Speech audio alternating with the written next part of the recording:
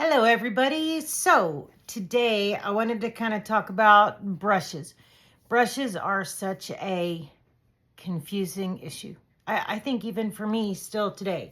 So when I first started watching Cinnamon Cooney, I wanted to take some basic lessons to try to get back into painting. I know things change over time and I hadn't painted in a long time. So I guess right when she started, or I don't know, 8 or 10 years ago, I found her, and she would talk about brushes. So she would say, okay, everybody get a fan brush. Well, everybody knows what a fan brush is, right? But there are many different sizes of fan brushes. So even on the brush, like on the little brush number, so on the brush, there's actually, it says what it is, right? And not on all of them either. On this brush, it's called a artist brush, GACDR. I don't know where I got it. But like this is a 4 and it's small. This one is a 10 and it's medium. And this one's a 14 and it's large. But if you look at other brands, they're not going to be the same. And the bristles won't be the same and they won't be the same length. So it just becomes very confusing, at least to me, still today. So one thing I did notice is whenever I would paint with other artists, or still today, the question is, what brush you're using? What size is it? What brand is it? I think my whole, what I've learned most is you just need to know kind of what the brushes do and what they do for you, because not all brushes do everything for everybody. So Bob Ross could paint anything with a fan brush, and I still can't use one very well. So some people paint solely with a palette knife, and I use it just for, streaks and things, because I can't use a palette knife to paint with. And that's just a skill I have not acquired or learned. So anyone can paint, truly. It is an acquired skill. And a lot of people have real, true talent and can come out of the chute painting realistic. And that's just wasn't me. I did learn over time, and I learned some different skills, how to hold my brush, things like that. So on the brushes, so you know what a fan brush is? People talk about chip brush, right? So this is actually from Walmart, and it's like $1 brush, or it used to be. And it's just a chip brush. And this is just rough, right? And when you paint with it, it does not show anything. It does not paint smoothly. So I'm just going to grab a little bit of craft paint, and let's just put it out here on this right quick. I'm going to kind of show you what this does. So the chip brush, I use this a lot in the background that I don't want it to be perfect and smooth, right? So see how rough it gets? And that's actually nice on backgrounds. You can use it for hair, the under hair, and it just depends on how you hold it, how you use it, truly. So if you want to use a lot of paint and go flat, you can make it pretty smooth, right here, and then eventually you can make it smooth. If you want to hold it straight up and down on the edge of the brush right there, which it's not very smooth, then you can make your little, I'm trying to do this backwards, sorry, rough lines, right? So there's your rough lines. And it depends on how hard you press, how you hold your brush. And that is the case for almost every brush. So the one thing I've learned is, or the few things I've learned. So the chip brush to me is important. I use it a lot. Another one would be like the filbert. It took me forever to figure out what a filbert was. And a filbert is just a brush with the round end, right? So this is a 1-inch filbert. And by 1 inch, I mean it's 1 inch across, right? Filbert means it's got a curved end. So this one is really nice. But again, it's how you hold your brush and how you want to use it. This is one thing that when you have brushes, you can play with them a little bit just to see what it does for you. Some people have favorite brands that are very consistent and they work. For me, I found a brush I like, and I like the feel of the bristles, and I'll try it. So this one is the filbert, and I know I'm going to make a mess here. So the filbert, of course, has the round end, right? So you can curve real easily. You can also make straight lines with the filbert. on the very tip of the brush. See, they're just whiter because this is a thicker brush. Again, it's all in how you hold it and how you paint with it. Then you've got the round brush, right? So this is a round. It doesn't mean around this way. It's round up and down, right? Like a tube. And this one's kind of fat. And then you've got other ones for detail, like this one's smaller.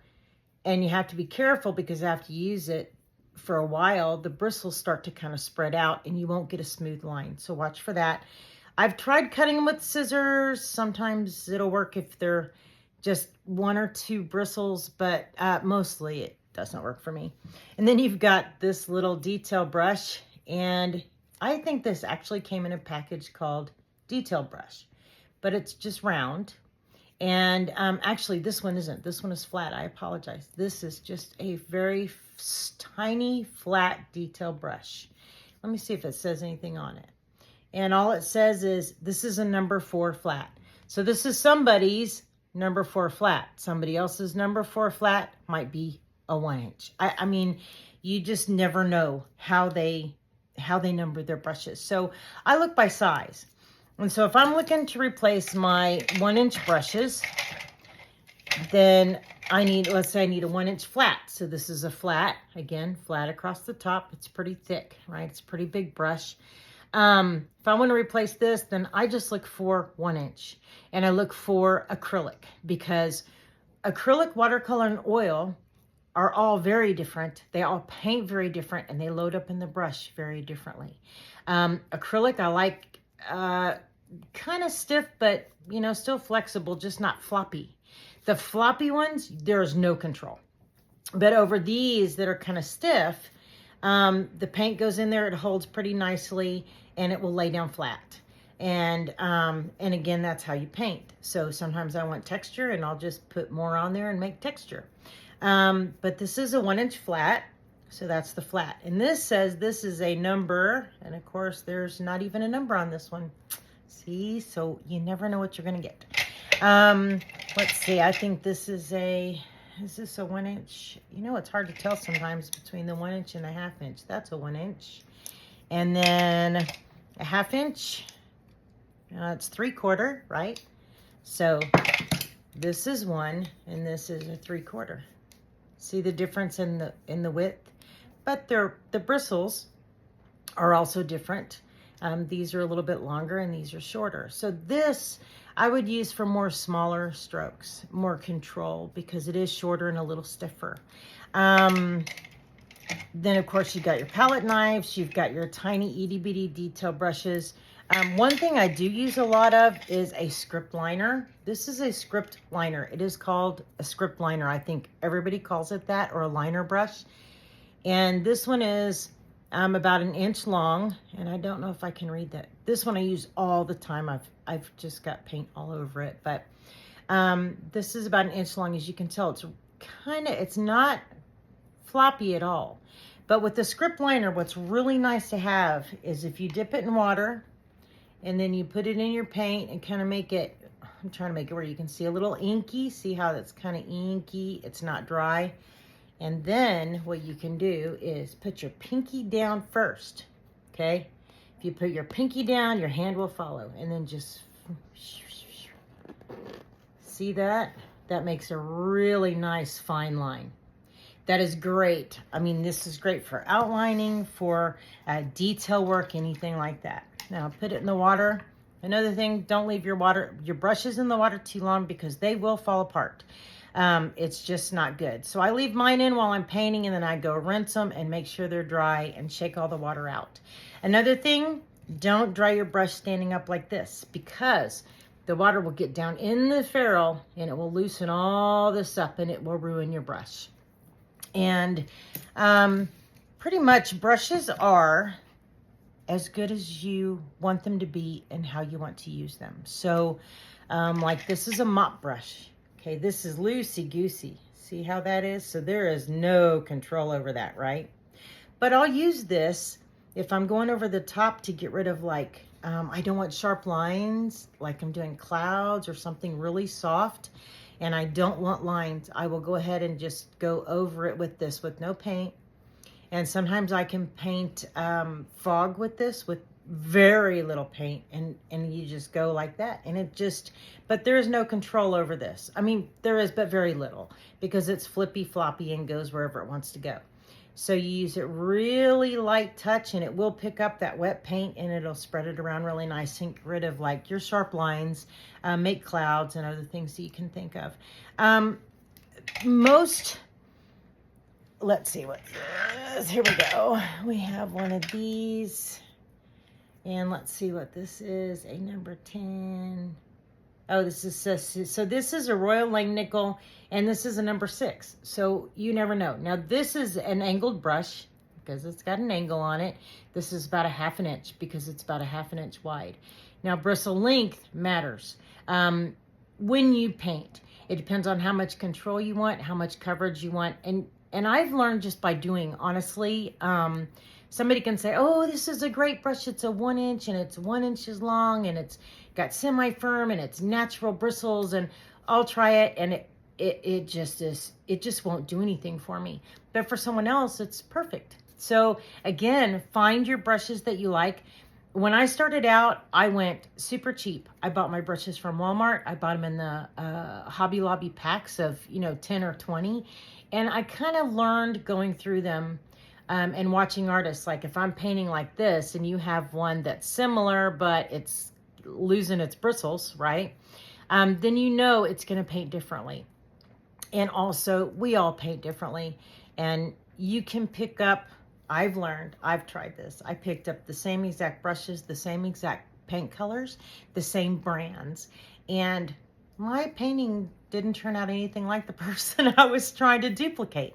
And that happens, and that's great because we all have our own style. You put your own pressure on it, your own amount of paint. There are so many things that affect that besides just brushes. But brushes are important or not. A lot of people finger paint, like I said, they use the they use the palette knife or just one brush, or some people finger paint. I mean, it's really strictly up to you. I have a random amount of brushes and random sizes, random manufacturers, and I go by the feel of it. If I know I want to make this a flat edge, like this is kind of firm. This brush is kind of firm. See, it doesn't bend real easy. I know I can dip it into my paint on both sides, okay? And I can make a flat edge, and that flat edge will make me a really nice line, okay? It's hard to do this backwards like this, sorry. So, it'll make a really nice line, okay? Especially if I'm doing it sideways like this. I can trace things, go on the outside line, fill it in, and this fills in really nice too. So brushes are, a lot of people stand by one brand, and I just don't. I think it's whatever you want and however you want it to look. Only you will know when you look at your brushes and you use your brushes if you like them. If you don't like them, throw them away. Because if you get frustrated, you will quit. You won't get the look and feel out of it you want, and get another brush. It's for me, throughout my career, it has been trial and error, and I've tried bought many professional brushes, many cheap brushes, and sometimes the cheap ones just work just as fine. It might take a little more paint because it won't hold paint as much, different things like that. Or it might fall apart, so watch for bristles in your painting too, because that does happen. But sorry about the glare. I'm just realized I have such a bad glare. So I don't have a fancy studio or anything. I'm in my back room. My painting area is our old pool table with wood on top of it, and I hang things on the wall behind me just because the wall was empty, and I keep my paints in a little cabinet, and that's about it. But back to brushes. Sorry, I got a little sidetracked. I do that too. You'll find I'll ramble. But back to brushes, really, truly, it's what you like and what you want to use. It is, if you want to get the exact same paintbrushes that an artist is using, that's good.